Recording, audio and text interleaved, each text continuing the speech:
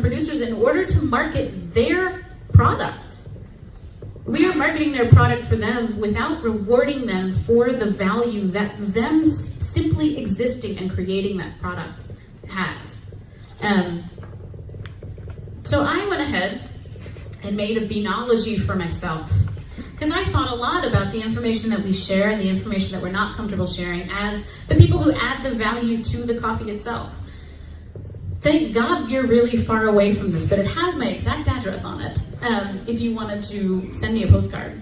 Because when we do beanologies, we get down to the municipality, we get down as close as we can to an actual physical address, which is in some cases in remote Colombia or remote Guatemala. It's a municipality within a township or it's a town within a municipality within a village within a department.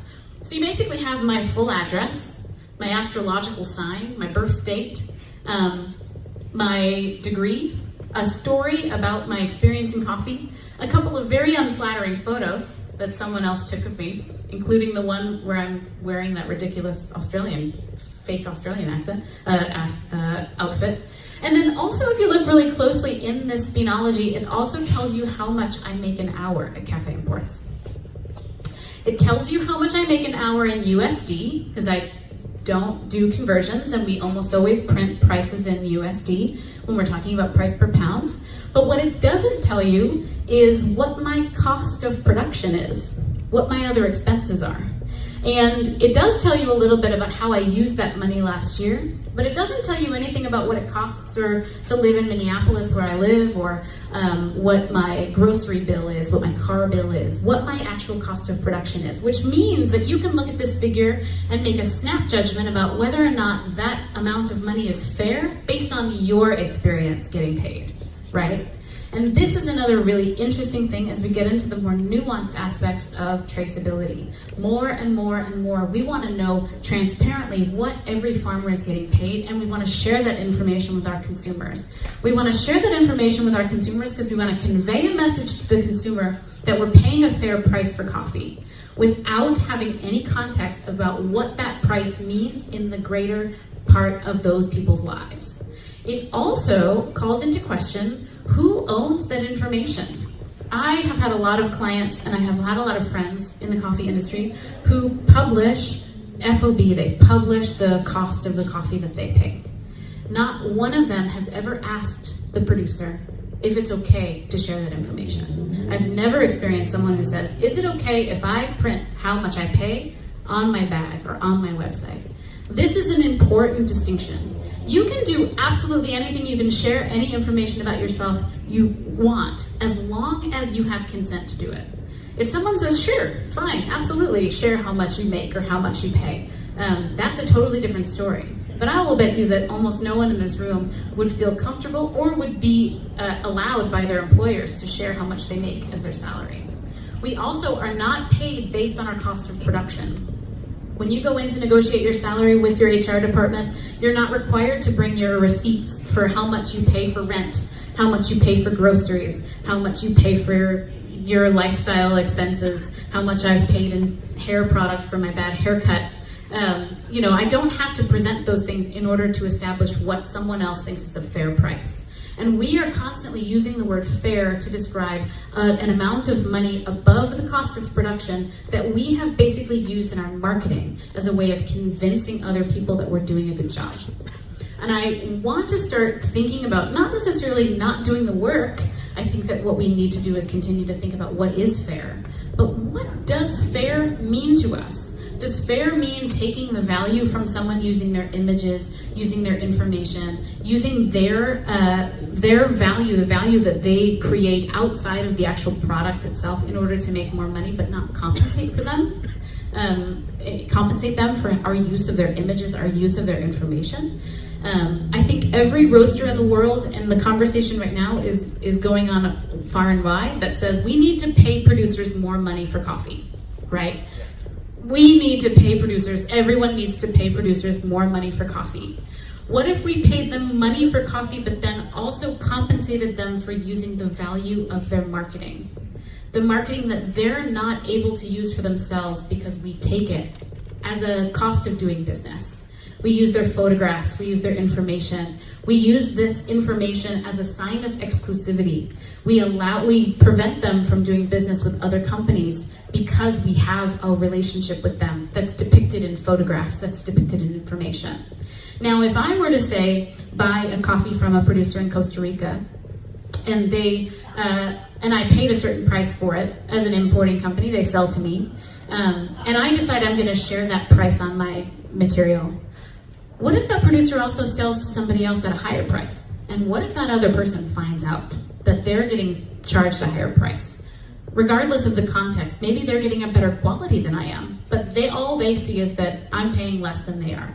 Then that buyer backs out. Now I've also prevented this producer from making money in a way that I would never allow myself to be put at risk, right? So it's interesting to think about, again, the ways that we use this information in our marketing, escaping what the producer has control over. Are we all still okay? Okay. Sorry. Okay. Send me a postcard. There's my address. You can actually find this on the Cafe Imports website. If anyone's ever bought coffee number 8879, I'm sorry that I've put my own information into that profile. It's like the greatest April Fool's joke of all time.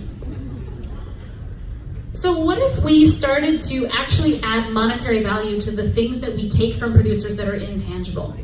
We sell their coffee, we buy their coffee with this expectation that it's also going to have information that conveys a certain message to a consumer. What if we paid the producer for the message that we are giving the consumer, that we're taking from the producer at no cost? What if we actually started to ask producers for their consent? What if we said, not just can I take your photo, but can I take your photo and use it to sell coffee? That also implies to me who gets to tell the story that a producer has, whose ownership is on that story. Now, the stories that I tell about the coffees that I buy, they're already 3 steps removed. They come to me from the producer who tells the exporter, who tells the green buyer, who tells me. That's how I do my job every day. From there, that goes to a roaster. Oftentimes it goes from a roaster to a barista. Then that goes from a barista to a customer. Would you allow the stories of your life to be told through that many chains and expect them to have any integrity on the other side? And if not, then why do we allow people to do that in coffee? Any image, any information that we post on our website at Cafe Imports, we tell people they can take it. They can take it and they can use it. That means that you could go on our website right now and you could buy a coffee from someone else entirely. Download a photo from our website and use it in your marketing. If you were a savvy producer and you Googled your name and you sold to us one time in 2005, you would probably find information on our website that related to that coffee. And is that okay? When most of the time when you go to a roaster company's website, it doesn't tell you the names of the people who own the company. Oftentimes it doesn't have an About Us section. It doesn't have pictures of the people who work there. It doesn't have a story about who roasted your coffee and what their experience is and what their passion is and whether or not they're a 3rd generation coffee roaster. It doesn't have that kind of information. Why are we sharing information about the raw product when we're the ones who make it drinkable? And how do we start to market coffees in ways that aren't exploitative of producers, reward them for what they're providing us in order to make their coffee marketable, but then also hold ourselves accountable for the information that we share about ourselves? These are questions I don't have answers for. That's the part of the knowledge talk where I'm like, well, and? That's where you all come in. But I do think that there is some question about what information do we actually need? And so this also comes down to, if I were reevaluating my job, and I have been reevaluating my job, because I don't know if I can keep offering people the kind of unbridled information I've offered them in the past. And I don't know if this means that we make a change as a company. I don't know if this means we make a change as an industry. I don't know if it means that one day I just decide that I can't share personal information about people anymore.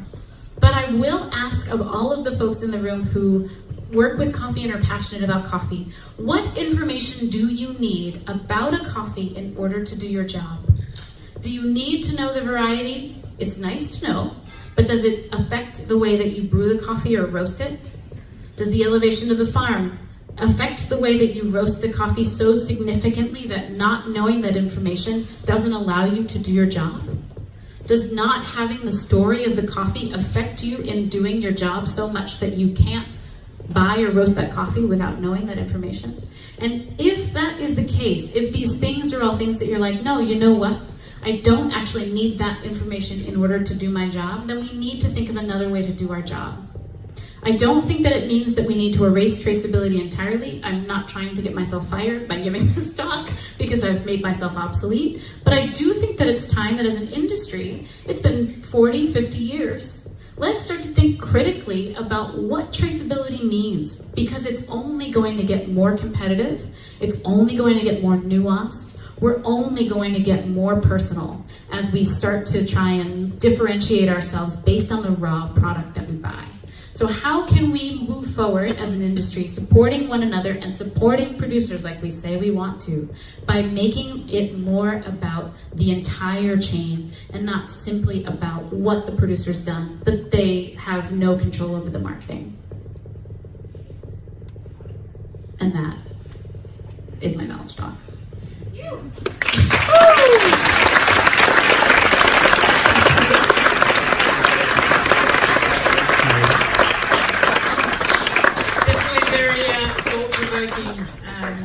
Sitting down the front, and this is the second knowledge talk that I've heard. We were in Brisbane last night, which was really cool. You mix it up a little bit, which is good. So some little special bits in there for the Sydney crowd. I think what I liked about the talk was it gets us thinking as an industry about how we can be better. And thank you for everyone coming here today to do that, to learn and grow. I think that's outstanding. We're going to have a couple of questions. Time for a few questions, if anyone's got any. Please disagree with me. Someone convince Anyone disagree?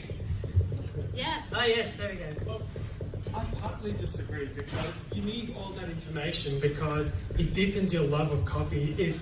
It sort of gives you this kind of context and other significance. It's important to hear those stories. The romance. You might not get the sort of personal stuff, but it's really important to know.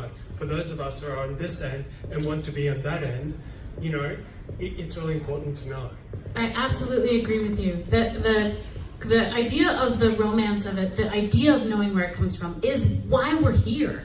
It's what got me into this too. I mean, I am a journalist. The story of the coffee is what I'm in coffee for. But I also think that we need that in order to have the romance, because it's what we've had before. It is the story that we've been told. I mean, if you look at the most common, the most popular movies in the world, the most popular romantic comedies all have basically the same plot. They all have basically the same thread.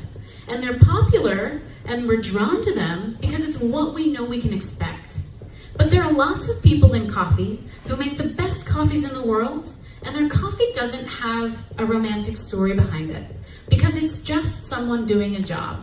And if you were to walk into, say, a bank downtown, and you were really passionate about finance for some reason, I don't know why, maybe you had a lot of it, that would be nice. But say you were really interested in financial workings, you were really interested in the way banks worked, and you went and you talked to a bank teller and you asked them to tell you a romantic story about the job that they do.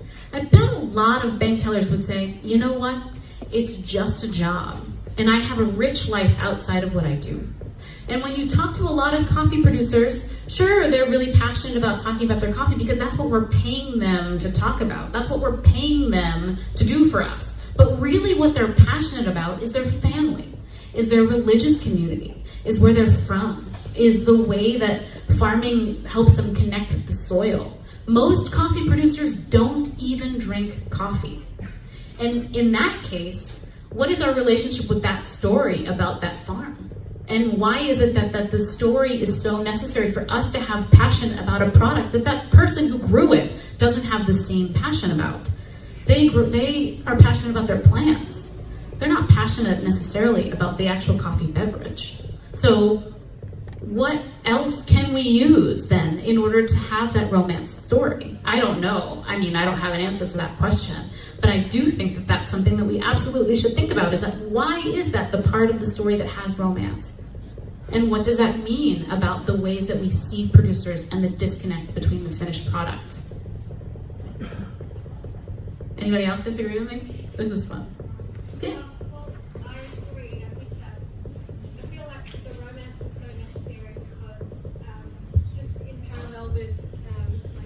gastronomy and food, that ingredients is key, and that the same goes with a farmer, a coffee farmer, that the beans are key to good quality at the end of the line.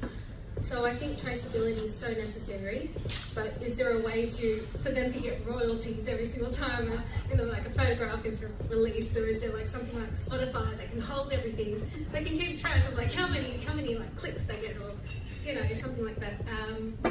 But the romance is so necessary because they spend years, like coffee farms, coffee trees.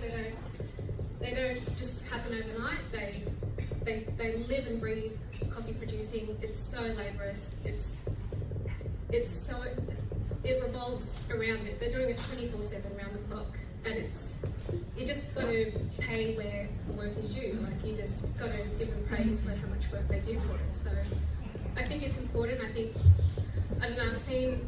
I've never seen someone say, "Oh, I don't appreciate you knowing my name as a coffee producer," or so maybe you can tell us a bit more about that, and if there has been complaints about people's photos being released unnecessarily, or I don't know. Well, that's a really interesting thing, and folks often mention this, but producers are so proud. They're so proud when we come and they want to show us what they're doing, and they want us to take photos, and anytime you go back to visit a farm and you bring that roasted coffee back to the producer, they're so excited to see their name on a bag. And part of the reason that they're so excited is that that's not the norm for them, right? And the norm for them is to make the absolute bare minimum of a market price. So what we're basically doing is, it's not quite the equivalent, but it's almost like giving a reward for someone for putting trash in a trash bin.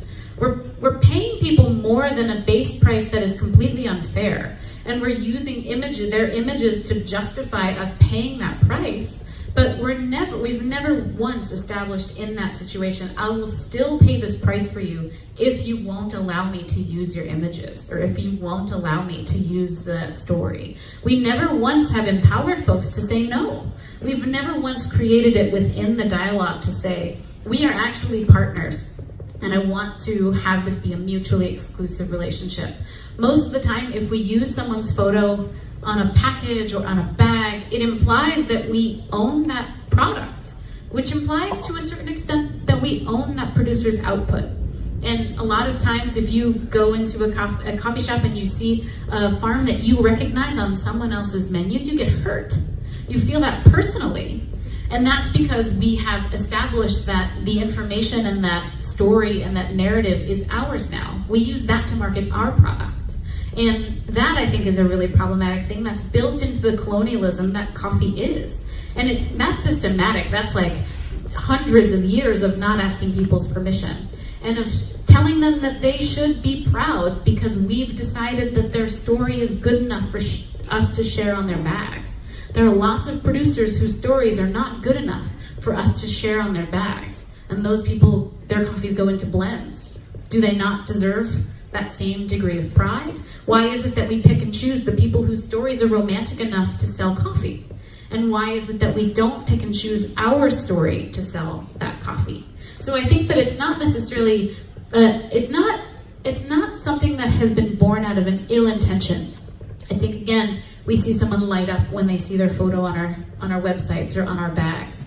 But I don't think that as an industry we've ever thought about the deeper implications of what that relationship says about who owns what and who has the power in that dynamic.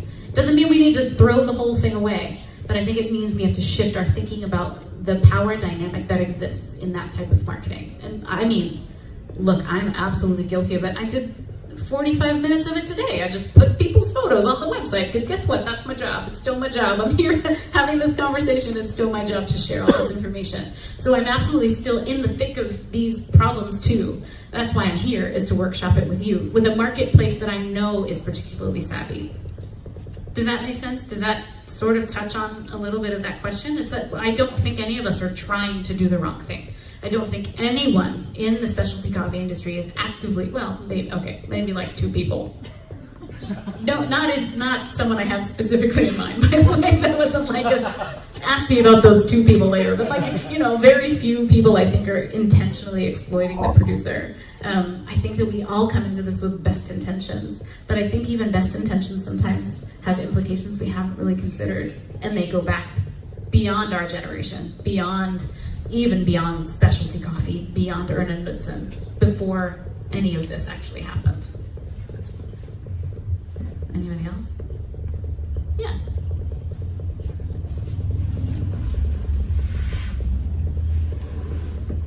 Hello, thank you. So I mean, like as the barista, what we've been taught to do is to share the knowledge or share the story about the farmers or the producer to the consumer on everyday basis. And if 100 people get spoken about a farmer, I believe it is beneficial for them. But then if there are 2 people in 100 people that are speaking about a farmer with a bad intention, then I think it's still a fairly good kind of like percentage, because same with like if you give the money to homeless people, you rather give it to the wrong one. But if everyone start thinking like, oh, this guy is a fake homeless, or this guy is want to speak about the farmers in a bad intention, then everyone stop speaking. I think it's like that's not the solution. But we just need to draw a line somehow. But if you say like, or if you keep talking about the producer and it doesn't beneficial for them, then like I don't think anyone have to say to say that, isn't it? Oh, absolutely. I completely agree with you. I'm not saying don't talk about producers at all. Yeah, absolutely. I don't think that we need to throw the baby out with the bathwater. I will say, however, that in this room of like 100 people, if there are 2 people who think that my talk was really crappy, I'm going to remember those 2 people. That changes my experience too. So it depends on the perspective. If you're the one being talked about, or if you're one of the people who's having a positive experience, is very different. If you're telling the story or if you're receiving it. And again, I don't think that traceability across the board is bad. I wouldn't do my job if I thought that that was true. I wouldn't even come and talk about it if I thought that was true. I would have just stepped away. What I think is that when we're asking for the information and when we're sharing it, if we think about everything that we're sharing and the ways that we communicate it and why, we will be better informed and we'll do more of that good. We'll share more of the good parts of the story of what we do. And we'll also do better work because we want to find those actual relationships that are partnerships, that are mutual, that are consensual, that are actually giving a different degree of value back to the producer. It is entirely true that when you meet someone, when you share time with them, when you actually get into their skin a little bit and into their lives, you want to spend more money on their product. You want to support them and be with them. And that's true of consumers, it's true of roasters, it's true of exporters, it's true of importers. But I think that there are ways to do that that are better and more responsible, and also don't just take and also give back. But I definitely think that, I'm not trying to say don't have any traceability on your bags. That's not, please don't fire me. It's not the point of what I'm saying, but I am thinking of how we do that, how we can do it better, and how we can do it with more value put back into the producers' pockets. Anything else? Thank you. Yeah, thank you.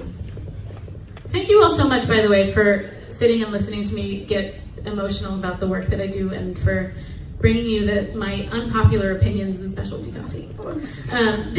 These are questions that I ask myself literally every day, and this is a conversation that I try and have very often, and don't always get a lot of engagement. Like, a lot of people just say, we need this. We need it. You're telling us that we can't do the business that we're doing, and that's not at all what I want to say. I really want this to be an open conversation. I really want you to disagree with me and tell me, no, I want you to show me ways that you are actually contributing to producers. I want someone to tell me that they don't feature photographs of people they don't know. I want someone to tell me that they've created a release form. I want us to workshop this together because we are in this industry together. Competition aside, without all the people in this room, without all the people in specialty coffee, there is no specialty coffee. So we have to work together to a certain point. And I just really appreciate how open-minded everyone is, and the engaged comments that you're making and the questions that you're asking. Like, let's keep having this conversation as you think about it, as you go forth, as you make decisions about your businesses, like, I want to know what you're doing, and I want to know what you care about, what you need, and I want to keep giving you what you need as long as we can do it in a way that seems responsible and respectful. So I really appreciate all of you so much for coming out. Thank you so much.